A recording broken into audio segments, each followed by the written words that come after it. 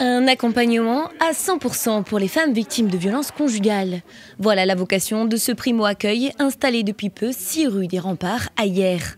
Ici, l'association En Chemin accueille les victimes, leur apporte un soutien psychologique et administratif, mais pas seulement. Elles vont pouvoir bénéficier d'un accompagnement en matière de logement, elles vont pouvoir bénéficier d'un accompagnement en matière de mobilité si besoin, elles pourront donc passer leur permis de conduire à l'association En Chemin. Elles vont pouvoir bénéficier, le cas échéant, d'un emploi dans le cadre des chantiers d'insertion. Et puis, elles vont pouvoir bénéficier d'un accompagnement via nos partenaires, le CIDFF, sur l'ouverture des droits, l'accompagnement juridique en matière de séparation. Elles vont pouvoir bénéficier via l'association Havre d'un accompagnement psychologique au long cours et via l'association Aviv, elles vont pouvoir bénéficier de l'accompagnement juridique.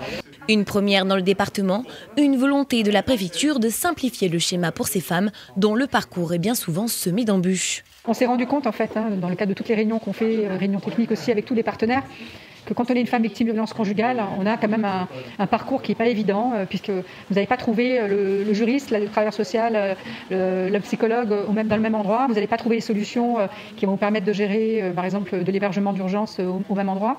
Un partenariat est également en place avec le commissariat et la police municipale de la commune, de façon à ce que la prise en charge soit efficace dès le premier appel à l'aide auprès des autorités. Quand ces fonctionnaires de police sont confrontés à une situation, ils n'hésitent pas à réorienter immédiatement les personnes et à leur proposer, et ça c'est important, y compris le week-end, des logements dont les fonctionnaires de police disposent des clés. Un dispositif qui couvre déjà tout le secteur est de Toulon et certaines communes voisines et qui tend à être élargi à d'autres secteurs du département à l'avenir.